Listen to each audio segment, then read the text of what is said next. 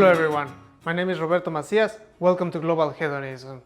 Today I want to talk about drinking temperature of wine. So we all know that white wines should be drunk cold and red wines should be drunk around room temperature. So what usually happens is refrigerators are around 4 degrees, which is way colder than we should drink the white wines, and room temperature is never a defined term, so it can be anything between 18, 16, maybe up to 24, depending on where you live and whether you have AC or not, which are the actual temperatures recommended to drink the wines. So white wines is usually around 49 to 55 Fahrenheit or 7 to 13 degrees Celsius.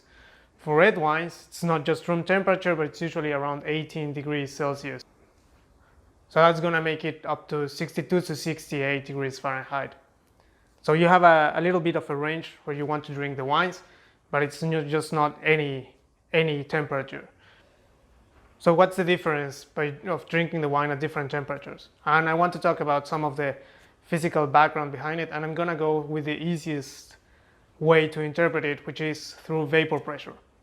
So depending on the temperature which you have, different compounds have different volatility, so different tendency to go into vapor, and this is most easily measured with the vapor pressure. Now there's a couple of ways to talk about vapor pressure, but I'm gonna try to make it as simple as possible. Vapor pressure is the pressure at which a given compound boils for a given temperature. So the best example is water. Water boils at 100 degrees.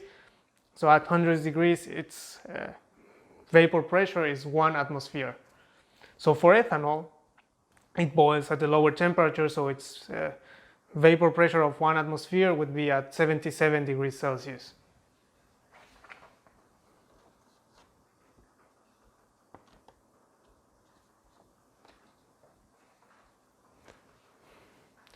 And here I want to show you a diagram.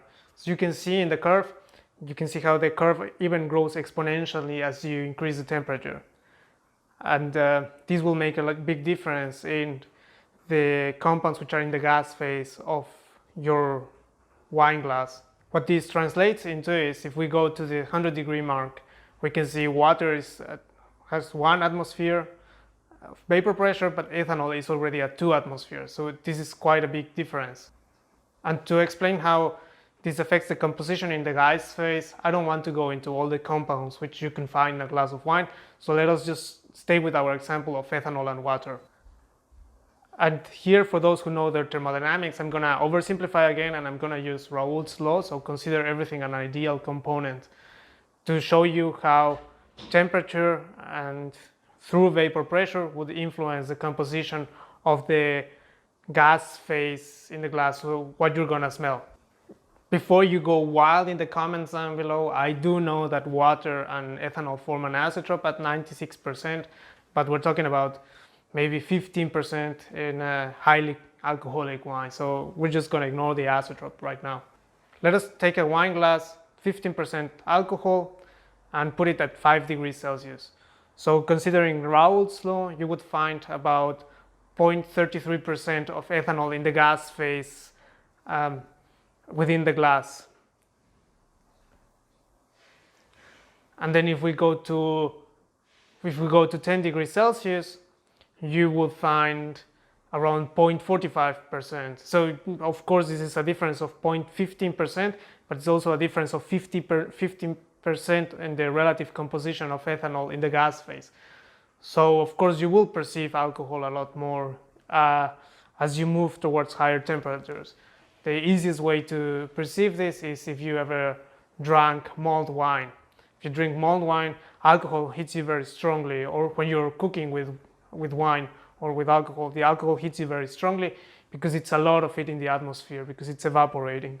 So considering this very big influence of temperature into what evaporates and what you can smell, that's why we have recommended drinking temperatures for wines.